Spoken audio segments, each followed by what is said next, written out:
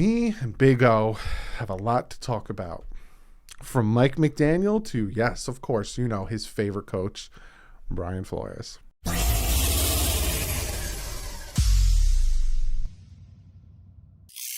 What is up, Fin fans? Another episode of me and Big O. Fantastic. Oh, someone just subscribed. I don't know if you can hear that noise. I said that last time, and then when I watched the video back, you couldn't, but there was a bling. It means I got a new subscriber. Sometimes it pops up if I put the Streamlabs up there. But anyway, I'm getting ahead of myself.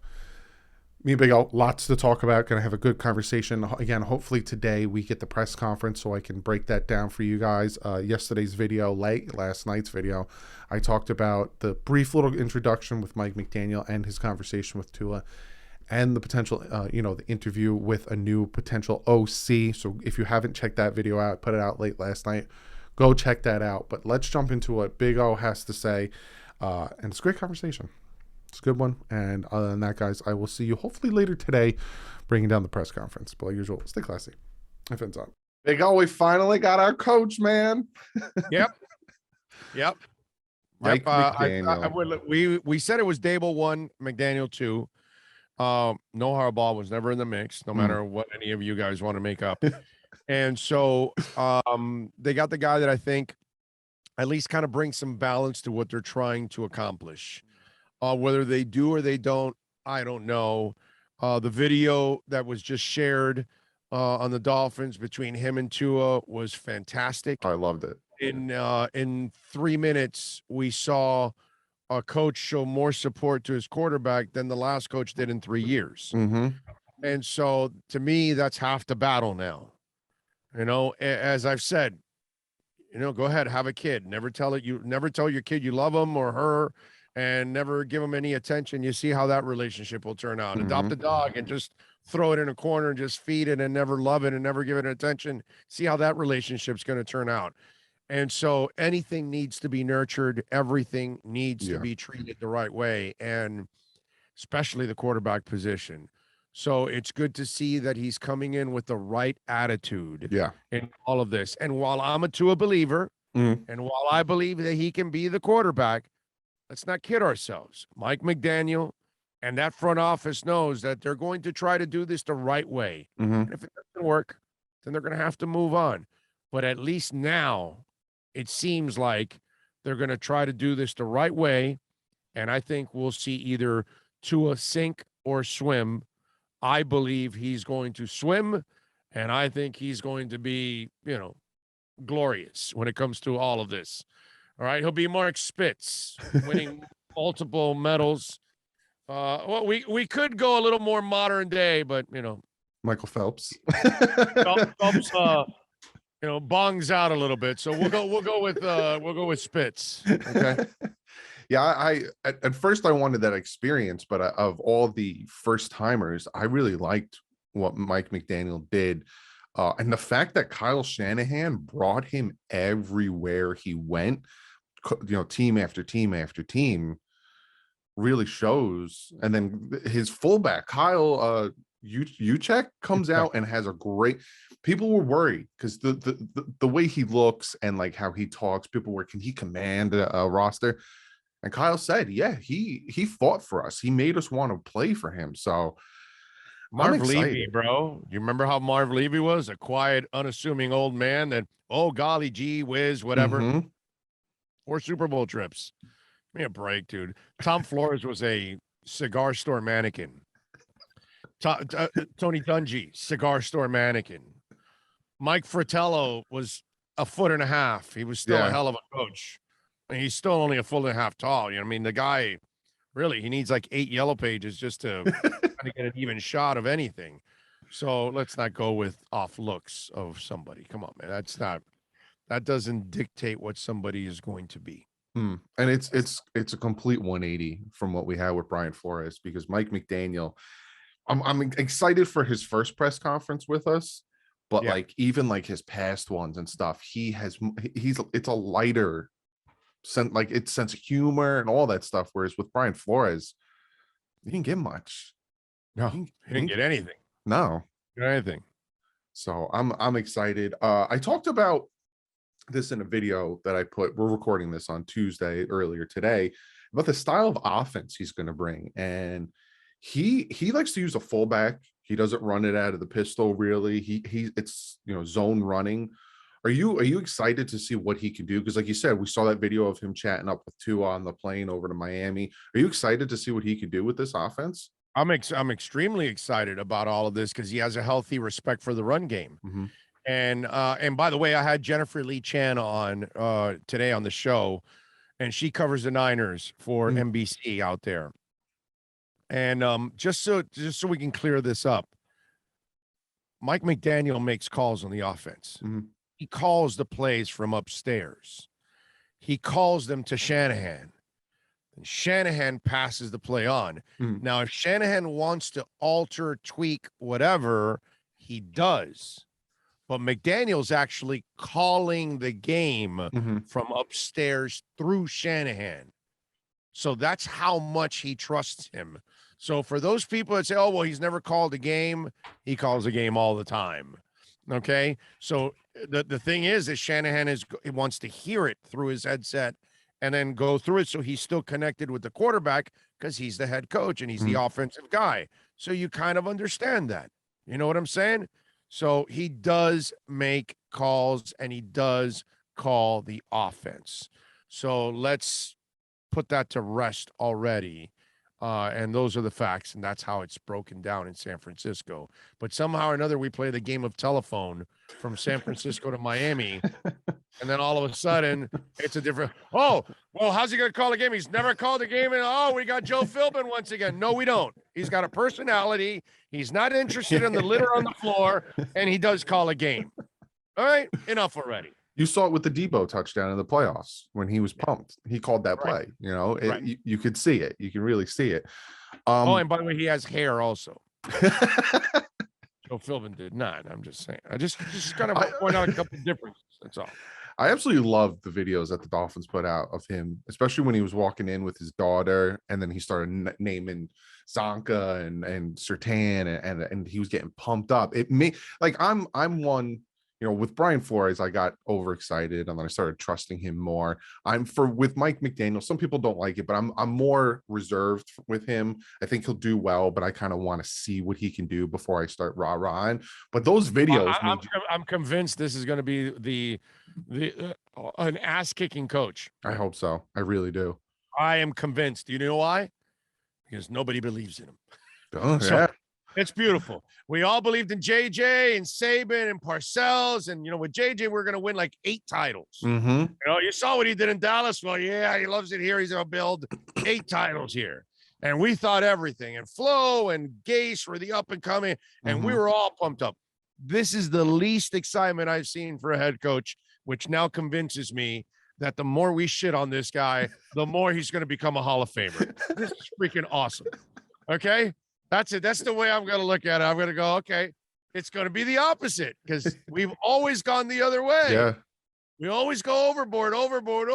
And everybody you meet, everybody's reserved or they don't like it or he's not enough or he's too short or he looks like a geek. Oh, he didn't make the calls. Everybody's crapping on the guy. This convinces me that normally everybody's wrong, right? We all think JJ is going to be great and he wasn't. We all think Parcells is going to be great and he wasn't. We all think Gase is going to be great, and he wasn't. Now, most of us think Mike McDaniel is going to be shitty. He's going to be a Hall of Famer. No expectations. It's over. It's over. That's it. No expectations is a beautiful thing for me, man. I kind of like it. It's kind of like that game that's coming up, Doug, and everybody goes, "Oh yeah, no, they're going to win. Oh yeah, oh God, and we always lose. Oh yeah, they're going to kick their ass. Oh yeah, they'll beat them by 30 points. It's not." And then before you know it, the game completely flipped, and you're like, "Oh my God, they lost." I thought they would win.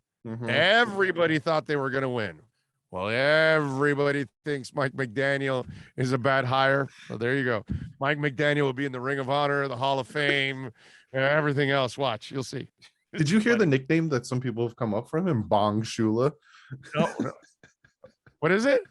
What? Bong Shula. Bong Shula. Okay.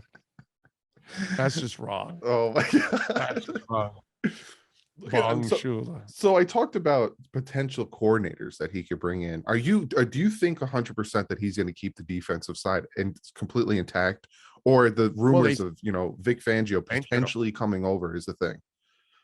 Well, I think he'll keep a lot of the defensive intact, but I think he wants to bring an experienced defensive coordinator, which again, this is way different than Flo. Mm-hmm. Instead of surrounding yourself with subservient coaches that are below you, beneath you, and all that stuff, and they got to cater to you, you may have guys that are older than you, smarter than you, been around a little more than you. And those are the smart coaches, because the young ones that surround themselves with those kind of guys, they're going to be better for it. So he doesn't have the ego that, oh my God, I've got some guy here that may know more than me and all that. Flo had that ego. I mean, Flo got a PR guy fired. I mean, give me a break, dude. It's a petty guy. This cat is coming in going like what Sean McVay did. Mm-hmm. Let me go get Wade Phillips. So let me get somebody so I don't have to worry about the defense. You know what I mean? And so a Vic Fangio would be awesome, because you can still keep a lot of the guys you have. Fangio can overlook all these guys, and maybe even a Josh Boyer down the line can take over for a Fangio. And Fangio was a head coach. Yep. So at least he has that experience that McDaniel can lean on that. And I love that as a sounding board. So I'm hoping that in the process, there's a grizzled veteran offensive line coach that's coming in, that there's a defensive coordinator that's coming in, and maybe even an offensive coordinator that's kind of a grizzled guy. Surround yourself with as much experience as possible, mm-hmm. but yet at the same time, have a plan. Have the young guy working under those old guys to get ready to take over eventually. So have your special teams coordinator, but Mm-hmm. have the assistant ready to go. Yeah. If Fangio's the guy, then make sure that if you like Boyer, then lock him down to make sure Boyer is learning from Fangio and ready to take over. Prepare yourself for the now, and then prepare yourself for the future. Remember, what have we talked about on this show before? When we talk about hiring coaches, what have I told you over and over again? It's not hiring one staff. Yep. It's hiring staffs. Yep. Because you're going to constantly lose people. They're either going to retire, they're going to get fired, or they're going to get promoted somewhere else. So you're going to lose people for some reason or another. So a head coach has got to be prepared to hire the now and hire the future. And so that's how you have to structure your team. Let's hope that that's exactly what he's trying to do. Yeah, and it's kind of like the blueprint of the guys he worked with, LaFleur, McVay, Right. even the Buffalo head coach. They all had at least one vet on the offensive defensive side to, like you said, help them. Hey, and that's the biggest thing that people don't realize with that was Flores' downfall. These head coaches have made these mistakes before. So if they notice that you're going down a wrong path, they could be like, listen, Right. I did this before. This is what's going to happen. Try this way, or maybe talk to him this way, or, you need to scheme better. Like, listen, work with your guys. That was the biggest downfall with Flores. So, but Vic Fangio defense. So I wrote down a few names. So Vic Fangio, defensive coordinator, offensive line coach, already worked with Vic Fangio and Mike Munchak. I would absolutely love that. Would it? Jim Caldwell, offensive coordinator. I don't know if he'd come back. I don't know if he's willing to do it, but I would love that too. I think give me Munchak, Caldwell, and Fangio, and we're in the playoffs. You're set. You're set. It's a hell of a foundation. Be a great foundation for Mike. Yeah. Yeah. And I looked at Vic because I Vic Fangio. I was like, I didn't know much about him, which is probably dumb on my part. So I looked up him as the defensive coordinator. Awesome. He's top 10 defense everywhere he went. Everywhere he goes. Awesome defensive coordinator. One of the best. And then I heard rumbles, potential Wes Welker as our wide receiver coach. Right. Yeah. Marcel Louis Jacques was on with us yesterday, and he talked about Welker possibly coming over as a receivers coach because he has a relationship with Mike. So that also, Wes could be coming home a little bit here and come back to Miami. The only one that I don't know if you have it on that list, but I don't think you want to, even though he's a really, really good coach, don't think you want to bring Chris Forrester back here. I'm just saying it's just not really a good idea. No, he's not on my list. You would have to change the colors of the stripes on the field. There's all kinds of jokes that are going to start rolling in. And even though he's a really good coach, you just can't bring that guy No. back. He 'Cause, has a tainted history with us. He yeah, can't come back. he's the only guy that's, he's one of the few people that's made it snow in the Dolphin facility. You know what I mean? And normally it doesn't snow here in South Florida. Didn't he have like a stripper with him too, or something like that? Yeah, it was not with him. She was on the computer or phone or whatever while he was talking to her Oh and my doing some God. lines and having a good old time by himself. You know what I'm saying? So, somebody sent me a picture the other day, and I gotta say, she was a looker. I'll give him that. Not enough to completely, Yeah, ruin your career potentially, but practically ruin your career, but yeah, not enough. But yeah, she was a looker. That's for so sure. we talk about Mike McDaniel, our fresh up and coming. Let's real quick. Let's talk about the past. And I didn't know if we should talk about it. Kind of seemed over with, but it's not. Let's talk about Brian Flores and the lawsuits. Now, first and foremost, his comment about the Texan situation was garbage. Absolutely. Lovie Smith deserved it, but on the other hand, I deserved it. Like, yeah, no, well, Lovie Smith's a good coach, but we all know you only hired him because I've got a lawsuit. Because we know I'm the better coach. If I didn't have the lawsuit against the NFL, you would have hired me. And yeah, it's just, you could tell he has two Mickey Mouse lawyers. And if he doesn't have any tangible proof about pay to lose, he has no shot at winning the bias one. Like zero. Nothing. Nada. So, and I've talked to legal experts about this. I personally didn't think he had much of a case to stand on that. It's really about, does he have tangible proof about the offer to lose? If he doesn't have any tangible proof, and it's he said, and the he said on the other side is people that are around Ross, those people are going to take it to the grave, dude. So you're not going to win that. So you better have some tangible proof. And what he did to Lovie Smith yesterday, dude, you're fighting for a cause. yeah. Meanwhile, you're actually trashing somebody that you're fighting a cause for. In that state, you shouldn't have released any statement, but if you're going to release a statement, say, I am really happy that the NFL hired Lovie Smith. Yep. It is great to see another African-American or minority coach getting the opportunities that they deserve. I wish nothing but the best for Lovie and the Houston Texans. Great job. Following it up after David Culley. Yep. Boom. Done. And then that shows a ton of class on your part. You're congratulating Lovie. You're congratulating the Texans. So you're getting out of your comfort zone and congratulating a team that has hired two back-to-back minorities in all of this. And you don't see, Eric Bieniemy doing this, who gets passed over every year. Yep. Because he wants a job. Yep. And by the way, anybody that thought Flores had a chance of getting hired anywhere, I've got a bridge in the Keys. Okay. It's 7 miles long. It's the smaller one on the right side. It's on the Gulf side. I just want you to know you can walk on it. You can fish if you want. If you're interested, I'll sell it to you. Okay. Seriously. We just redid the bridge and everything. So I gotta increase the price a little bit because we put a little money into it now. Okay. But I'll sell it to you because I was laughing at people like, well, no, he has a shot. I'm like, no, he doesn't. Who are you kidding? You're not gonna hire him. He's done. It's over for him. Do you think he could have got it? Do you think he could have got a job before the lawsuit? I think he would have had a shot in only one scenario. And one scenario only. 3 years ago, when the owner makes that offer, right there and then you quit the job. Yeah. And you expose them right there and then. Because then it carries all the weight of the world. Are you kidding me?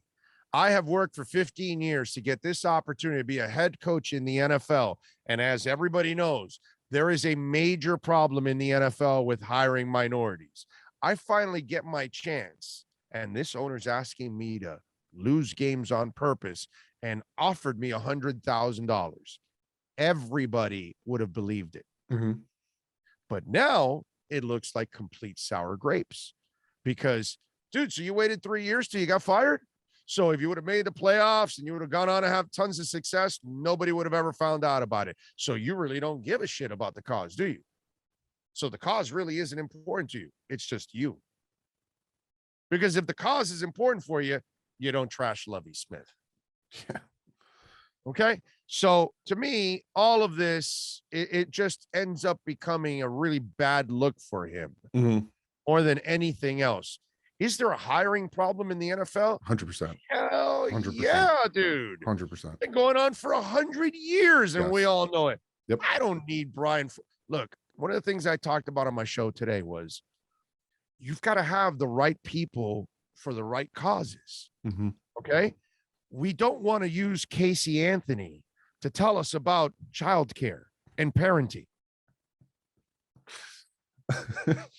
Colin Kaepernick is not the guy that I want to tell me that they're not giving you a chance because you and Tim Tebow piss me off. Two different polarizing people, but each one of these bastards never went to the CFL to prove people wrong. They always wanted the NFL to give them a chance, give them a chance, give them a chance, give them a chance. And you didn't earn it, man. You got cut. They don't believe in you. Go where Warren Moon went. Kurt Warner. And then went to the Hall of Fame. Go where Joe Theismann went. Go where Cam Wake went. Yep. Go where Mark Dixon went. Go where Jeff Garcia went. You're not special, Tim Tebow. And that guy ended up taking a spot from somebody that could have been a young tight end on a Jags team. Because if Tim Tebow really wants to prove he's a quarterback, he goes to the CFL. Yep. Like everybody else that gets rejected, just like Colin Kaepernick. Kaepernick is a terrible example for that cause too, just like Flo. You don't use Flo for this. You use Eric Bieniemy. You use Tony Dungy. Yep. You use Marvin Lewis, that it took him forever to finally get that job that he deserved. Those are the people you use. The people that carry themselves the right way. The people that can stand for the cause the right way. Yep. Brian Flores is a guy that was so petty, he got a PR guy fired inside the building. He was so petty that when something got out on the paper, he was running roughshod through the building, trying to find out who it was like a maniac so he can fire them. This is not the guy you use for the enormous problem that the NFL has of not hiring and treating people equally. Yep. Okay. So we got to do things the right way. And I don't know what it is about this millennial and Generation Z type of people that we got going on, because Tebow and Kaepernick felt like it was beyond them to go to the CFL and prove people wrong. And please don't tell me, well, oh, Kaepernick got to a Super Bowl. He doesn't have to prove. Mark Rippon won a Super Bowl. He's not a good quarterback. Okay? Nick Foles won a Super Bowl. One. Doesn't make him a good quarterback. Trent Dilfer. Whatever. Doesn't make him a good quarterback. Okay? So please, Kaepernick lost his job and he didn't have the balls to be like a man and go up to the CFL, because if he would have gone immediately to the CFL after he loses his job to Blaine Gabbert, goes to the CFL and balls out like Theismann, like Jeff Garcia, like Warren Moon, like Cam Wake, like Mark Dixon, like Doug Flutie, like Ricky Williams, like so many others that had to go to the CFL and then come back. Why are they better? Why does Tim Tebow have to demand an NFL QB job when he's not good enough for it? And Even why does Johnny Kaepernick Mansell have- went up to the Canadian Football League. Yeah. Well, he tried at least for a Yeah, little bit. that showed that he was not a football player. Right, exactly. But that's what I'm saying, that, you know, these two guys are like, and this is a Generation Z millennial thing that we get from people like this, because that's what they are. They think they're above having to prove themselves. And you're not above it, dude, because you're not a great quarterback. So you should have gone up there to go prove, because if Kaepernick goes up there and balls out, half the league needs a quarterback, dude. Yeah. The media and the fans would have gone crazy. Yep. He's balling. Bring him in here. Our team needs him. Our team needs him. Our team. And that's the PR you needed. Yep. But he's nothing but a poster child for the cause. He's not in front of the cause ever.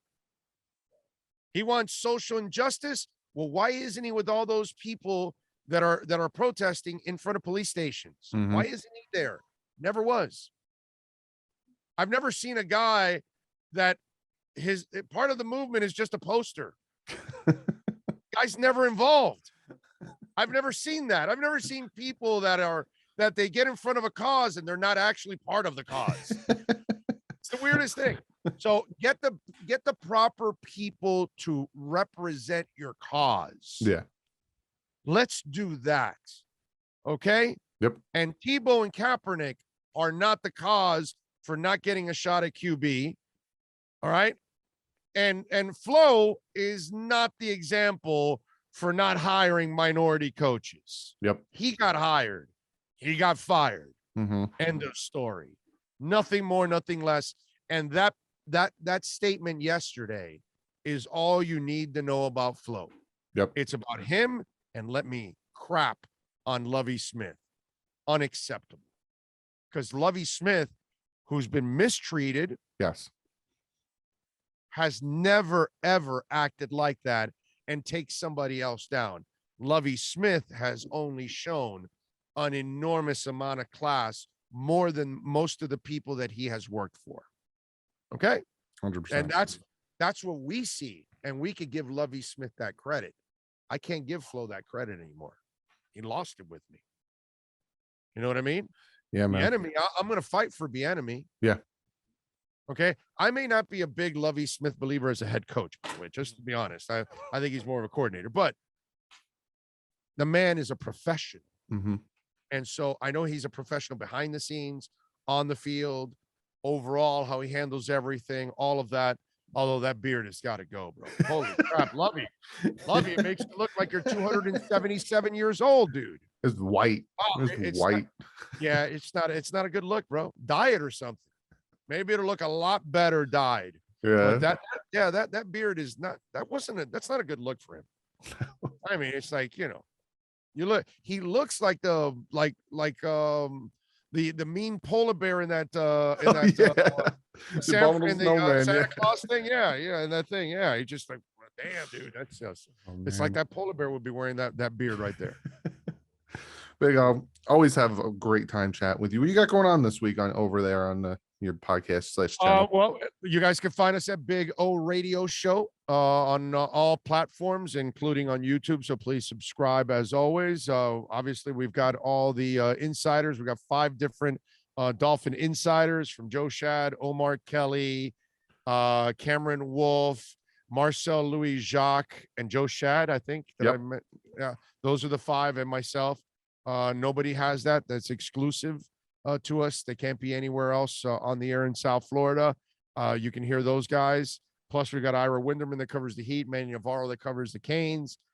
So wall-to-wall coverage. By the way, if any of you live in New York, I will be at Slattery's next week on the 18th on Friday night. We're going to be broadcasting at Sloman's, one of our sponsors in Long Island, Sloman's Home Security, and they're one of our sponsors. So we're going to be broadcasting there on Thursday and Friday.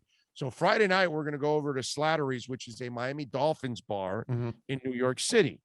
And so we've posted it on social media at Big O Show on Twitter. So if any of you live in New York, 8:00 next Friday, we'll be there. Love to meet you. Nice. All right, but I will see you next week. I think we'll start talking free agency players, all that stuff in the next one. So Yeah, we just got to find out who's tagged, who's not, Yeah. who those are the things that we don't know. I hate talking about free agency early on because it's like we start talking about a guy and then he got tagged. Oh, Yep. God, dude, it's 2 days talking about this guy. Damn it. It's like hate that. I'll see you next week, bud. Got it, baby. You be good.